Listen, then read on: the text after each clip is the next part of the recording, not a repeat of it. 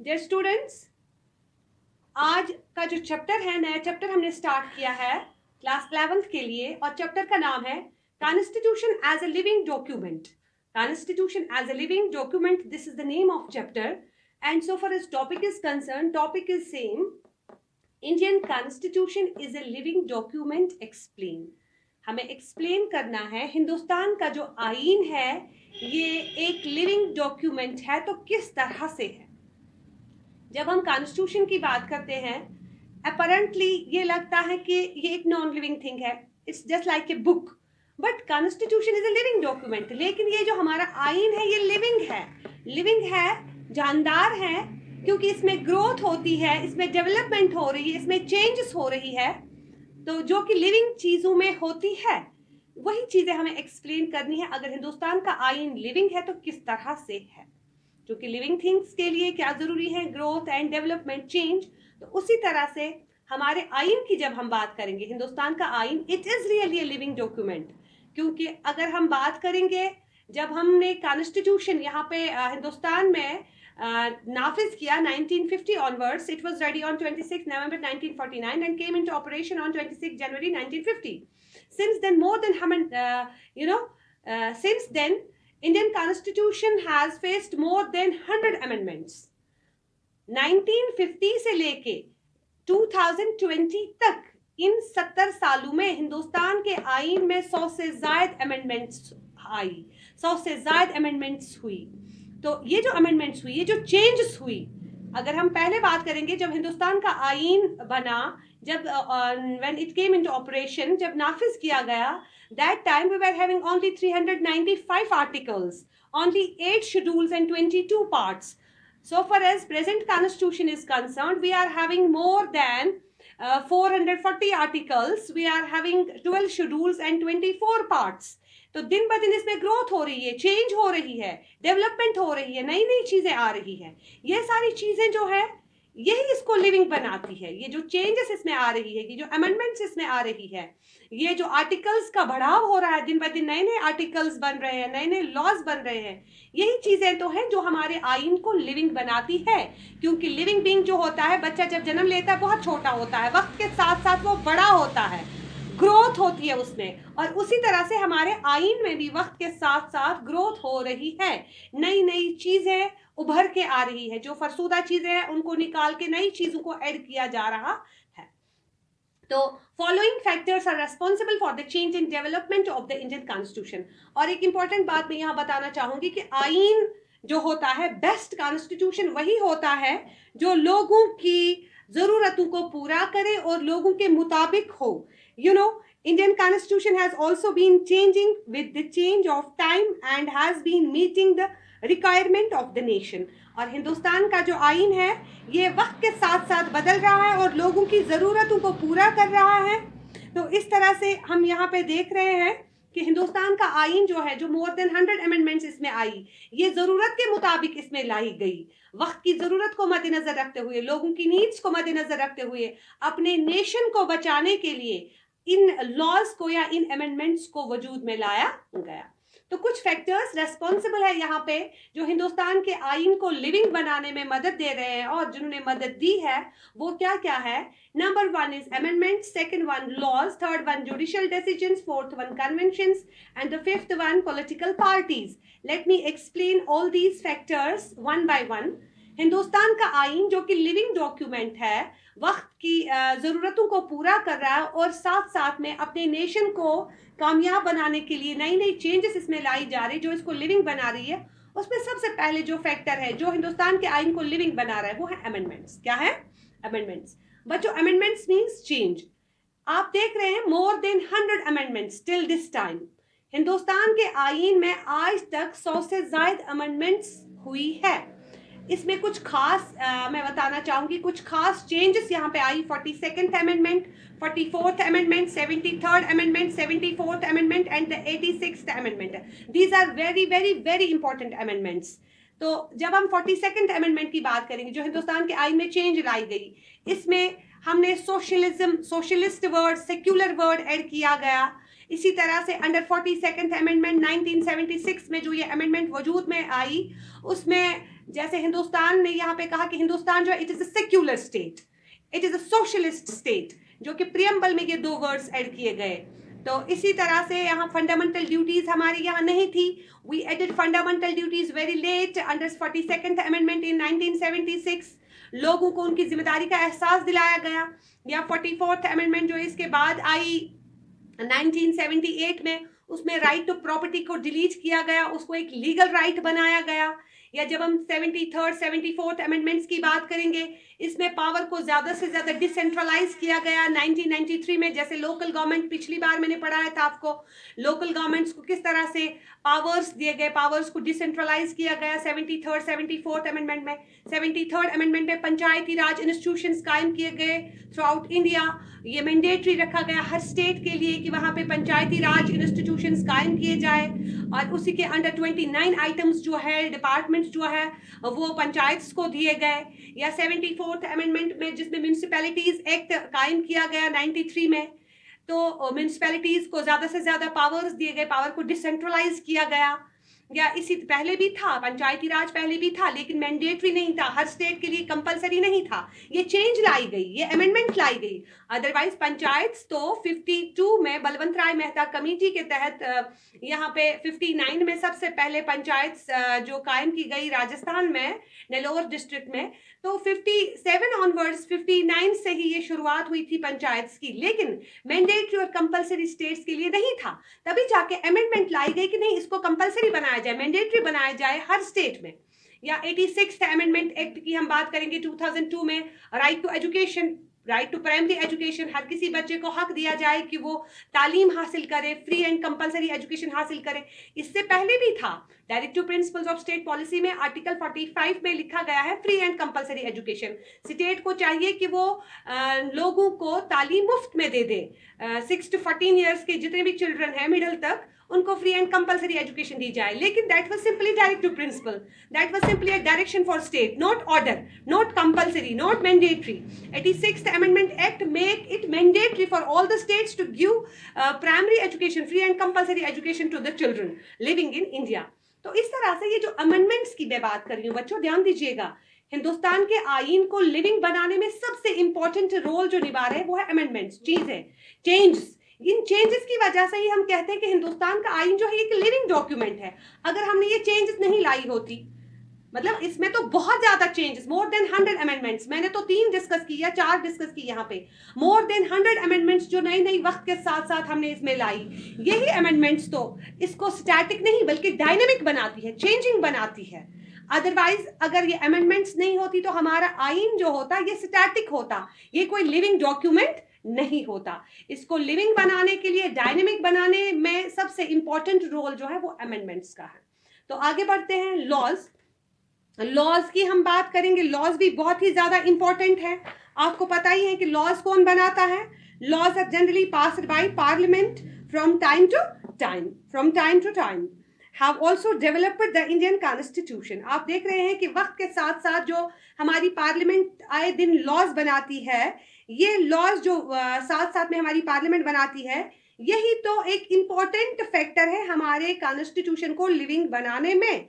Parliament laws have filled up the blanks and added a lot in the constitution. जो हमारी parliament laws बनाती है वो बहुत ही इंपॉर्टेंट है और वो तमाम गैप्स को फिल कर रही है और नई नई चीजें हमारे आईन में डाल के इसको और ज्यादा लाइव बनाती है और ज्यादा डायनेमिक बनाती है। हमारे यहाँ मैं एक बात करूंगी आपको कुछ लॉज की, यहाँ पे 2-3 लॉज मैं बताऊंगी। जैसे स्टेट्स रीऑर्गेनाइजेशन एक्ट 1956 में बनाया गया। स्टेट्स रीऑर्गेनाइजेशन एक्ट में क्या किया गया, हमारे पास जब हिंदुस्तान आज़ाद हुआ सबसे बड़ा चैलेंज था कि स्टेट्स को किस तरह से रीऑर्गेनाइज किया जाए, क्योंकि हमारे पास we were having more than 560 princely states. इन प्रिंसली स्टेट्स को नए सिरे से ऑर्गेनाइज करना और फिर यहाँ पे ये एक बहुत बड़ा चैलेंज था हिंदुस्तान की सरकार के सामने। फिर स्टेट्स रीऑर्गेनाइजेशन कमीशन बिठा दी गई 52 में। उन्होंने फिर काम किया इस पर कि अब स्टेट्स किस तरह से बनाई जाए। फाइनली वो स्टेट्स उन्होंने बनाई on the basis of language. उन्होंने स्टेट्स को दर्जा दिया 1956 में। उस वक्त फिर 14 स्टेट्स वजूद में आई अलॉन्ग विद 6 यूनियन टेरिटरीज। और प्रेजेंटली हमारे पास इस वक्त कितनी है, 28 स्टेट्स हैं अलॉन्ग विद 9 यूनियन टेरिटरीज। तो ये जो स्टेट्स आए दिन लॉज बनाती है, जैसे स्टेट्स रीऑर्गेनाइजेशन एक्ट बनाया गया, या MISA maintenance of internal security act 1971 में जो यहाँ पे बनाया गया, एक लॉ बनाया गया, कांग्रेस सरकार ने बनाया, इंदिरा गांधी ने, maintenance of internal security act. हमें अपने मुल्क की सिक्योरिटी के लिए ये एक्ट बनाना ही बनाना है। यहाँ पे इस तरह से 1971 में ये एक्ट बनाया गया। या और भी बहुत सारे, फाइनेंस कमीशन एक्ट है 1951 में वो बनाया गया, प्रिवेंटिव डिटेंशन एक्ट 1950 में बनाया गया, बॉम्बे रीऑर्गेनाइजेशन एक्ट 1960 में बनाया गया, अनलॉफुल एक्टिविटीज प्रिवेंशन बिल 1967 में बनाई गई। और भी बहुत सारे लॉज जो है या आए दिन हमारी स्टेट पार्लियामेंट जो है वो बनाती रहती है। और ये जो लॉज बना रही है वही हमारे कॉन्स्टिट्यूशन को लिविंग बना रही है, क्योंकि ये देख रहे हैं कि हमें किस चीज़ की ज़रूरत है। हाँ, वक्त की ज़रूरतों को पूरा करने के लिए हमारी पार्लियामेंट साथ साथ में लॉज बना रही है। और इन्हीं लॉज की वजह से जो आए दिन बनते रहते हैं थ्रू पार्लियामेंट, हमारा कॉन्स्टिट्यूशन जो है ये लिविंग डॉक्यूमेंट है। तो इसके बाद जो थर्ड वन है that is judicial decisions. Judicial decisions यानी जुडिशरी के डिसीजंस, चाहे सुप्रीम कोर्ट के डिसीजन की बात करें या हाई कोर्ट्स के डिसीजन की बात करें, जजेस का डिसीजन जो है दैट्स वेरी इंपॉर्टेंट। तो that's also the main thing which is responsible to make our constitution a living document. Many of the articles have been explained and interpreted by Supreme Court and High Courts. बच्चों, मैं आपसे कह रही हूँ बहुत सारे articles जो हैं, क्योंकि कॉन्स्टिट्यूशन में जो जितने भी आर्टिकल्स हैं, बहुत सारे उनमें से जो आर्टिकल्स हैं उनको सुप्रीम कोर्ट और हाई कोर्ट जो है उनने अच्छे से एक्सप्लेन भी किया है और इंटरप्रेट भी किया हुआ है, क्योंकि जुडिशरी का काम ही है कि टू इंटरप्रेट द लॉज। तो इस तरह से बहुत सारे लॉज जो है हमारे कॉन्स्टिट्यूशन में, उनको हमारी जुडिशरी ने, सुप्रीम कोर्ट ने और हाई कोर्ट्स ने इंटरप्रेट भी किया है और एक्सप्लेन भी किया हुआ है। जब हम यहाँ पे बात करेंगे कुछ खास केसेस की बच्चों, यहाँ पे एक केस आया था 1967 में, उसको गोलकनाथ केस कहते हैं। उसमें क्या किया गया था, गोलकनाथ केस में the Supreme Court declared that the Parliament has no power to amend the provisions of fundamental rights. इस केस में क्या कहा गया, सुप्रीम कोर्ट ने कहा कि पार्लियामेंट जो है उसको कोई हक नहीं बनता है कि वो फंडामेंटल राइट्स जो है उसको डिलीट कर ले या उसको चेंज कर ले। 67 की मैं बात कर रही हूँ। लेकिन उसके बाद चूंकि इन्होंने इंटरप्रेट किया, एक्सप्लेन किया कि जुडिशरी हदें की, जुडिशरी जो है उसकी हद क्या है, उसकी हद कहाँ तक है, उन्होंने अच्छे से एक्सप्लेन किया उस केस के थ्रू। और उसके बाद इस गोलकनाथ केस जिसको सुप्रीम कोर्ट ने हल किया, तो सुप्रीम कोर्ट ने ऑर्डर दिया था कि पार्लियामेंट को कोई हक नहीं बनता है कि वो फंडामेंटल राइट्स को डिलीट कर ले या फंडामेंटल राइट्स जो चैप्टर है उसमें कोई चेंज लाए। फिर उसके बाद एक केस आया था केशवानंदा भारती केस 1973 में। और केशवानंदा भारती के जो 25th अमेंडमेंट्स में क्या किया गया था, ये जो 67 में केस आया था Golaknath case, that was challenged by Kesavananda Bharati case in 1973। उसमें क्या किया गया, उसमें कहा गया कि in this case supreme court reversed its earlier decision of Golaknath case and gave the parliament the power to amend the fundamental rights. याद रखिए, उस केस में जो अर्लियर डिसीजन दिया था गोलकनाथ केस में 67 में, जो सुप्रीम कोर्ट ने डिसीजन दिया था कि पार्लियामेंट को कोई हक नहीं बनता है कि वो फंडामेंटल राइट्स को चेंज कर ले। फिर चूंकि यहाँ पे जुडिशियल रिव्यू है, हमारे यहाँ सुप्रीम कोर्ट ऑफ पावर्स जब आप पढ़ोगे, और आपने पढ़े भी हैं पावर्स ऑफ सुप्रीम कोर्ट, उसमें आपने पढ़ा है judicial review of its own decision. Supreme court जो है उसको ये पावर भी है कि वो अपने अर्लियर डिसीजन को रिव्यू कर सकता है।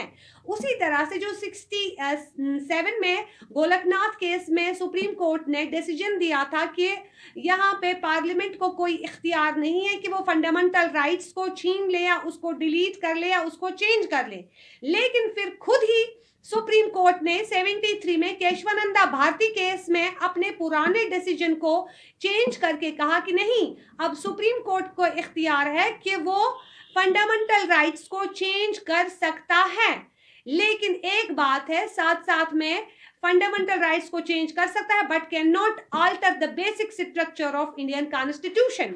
लेकिन बेसिक स्ट्रक्चर जो हिंदुस्तान के आइन का है उसको वो चेंज नहीं करना है।